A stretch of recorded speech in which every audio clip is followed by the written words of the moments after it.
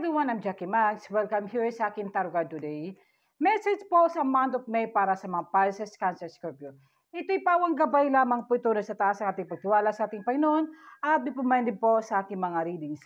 At hindi po lahat makaresonate kung kunin na po ako ng sitwasyon kung ano po ang nakarelate sa mensahe po. Pwede po ma-resonate sa mga questions guys at be minded po sa aking mga readings. Okay, sisimulan na po natin guys.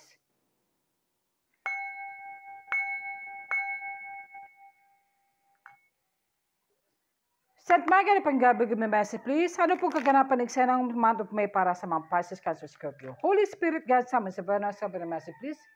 Okay, here we go. The Six of Coins, you are a receiver, a giver. You are charitable. Mapagbigay ka, lalo na kung may maghingi ng tulong sa iyo. At kung ano yung bibigay mo ng tulong, may marireceive ka ng blessing ng galing sa biyaya ng ating Panginoon. Sa mabiyog, makalimot pagdasal sa ating Panginoon, guys.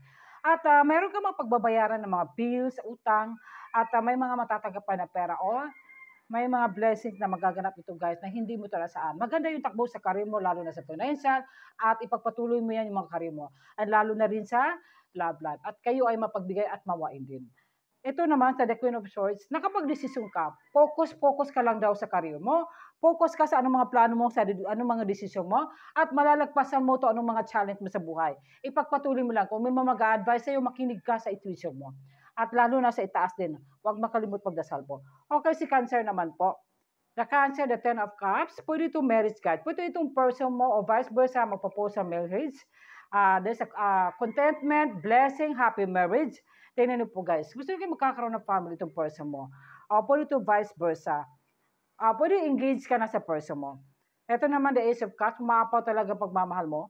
Pwede offer ito ng bahay, sasakyan, offer ng wedding, o pwede ito guys na blessings na hindi ito nasahan. May magaganap ito ng wedding, pwede ito guys na agad-agad na ito. At ito naman, napaka-emotional, no? Pareho kayo emotional, pareho kayong nagmamahalan, at pareho kayong namimiss isa't isa. Pwede din ito guys na panahon na magpakasal kayo sa person mo. Okay, ito naman sa the Scorpio. The Eight of Wands, may pagta-travel, may mga approved na documents, papers, passport, meron ka mga sikasa mga document papers na importante guys, tingnan mo. Pero ito mga bills, may pagta-travel ito guys, pwede ito approval ng visa kung kayo pa mag-abroad. Yung iba naman, renewal ng kontrata po. The King of Wands, motivation. Motivate yourself, always inspire yourself. Huwag kang mawala ng pag-asa. May blessing ito na hindi mo nasaan ng tulong ng ibang tao, promotion, awards. Pwede ito guys pag-increase ng salary. Pwede ito guys na may tumatawag sa iyo o maraming mag-offer sa iyo ng trabaho.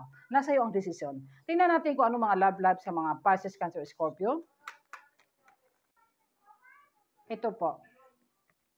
It is safe for you to love. Gusto mo kasi ng person mo o vice versa na safe kayo para sa person mo. Lagi mag-ingat at protektado ka sa ating gabay ng ating anghel. Pwede ito guys na magkakaroon ito ng pag-banding, open your heart, receive, may highest energy, at pareho kayo ng person mo na safe kayo sa isa. Ayaw mo kasi may mga obstacles o may mangyari sa hindi masama. Kaya siguro yung person mo o ikaw ba ay napaka-caring mo talaga. Forgiving and learning, ito po. Kapag nag-aaway kayo o hindi kayo naganawa ng person mo, kailangan naman forgive each other, forget the past, learn and listen, release mo daw yung mga past na yan. Huwag mong paulit-ulit, huwag mong ipamunas ito sa person mo na may ginagawa siya na hindi maganda. Kailangan kalimutan yan. Para maganda yung pagpasok sa relationship itong taon na to, lalo na sa month of May. Yung, kailangan focus ka daw kung anong mga present moment mo. At huwag mong paulit-ulitin yung nakaraan. Yun na po, para hindi kayo mag-aaway ng person mo. Ito, another oracle card naman po. Passion.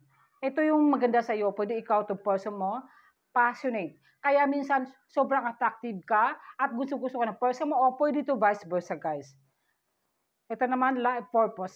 May mga life purpose ka kung bakit ka nag-glow bago ka ma-achieve yung goals mo at meron kang mga gustong makamit sa buhay mo, yung mga pangarap mo, at meron kang life purpose na kailangan talaga yung family mo makaraos ng hirap. Gusto mo kasi i-raise up yung mga anak mo, marami kang life purpose.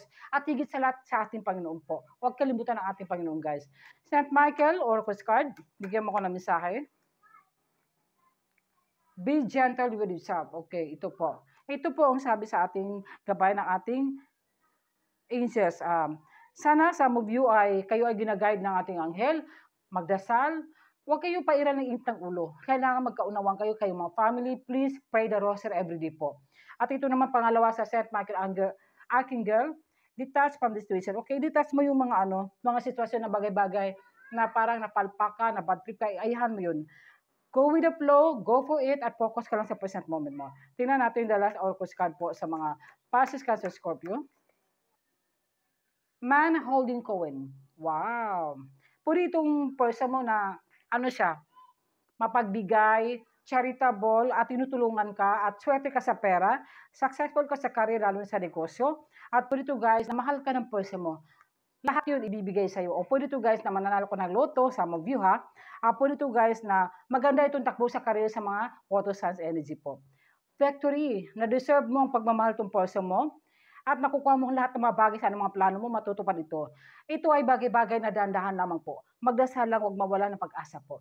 Lahat ng mga plano mo, kung sa relationship, sa career, sa negosyo, sa financial, successful ko daw. Kaya nakuha mo. Thank you. Bye.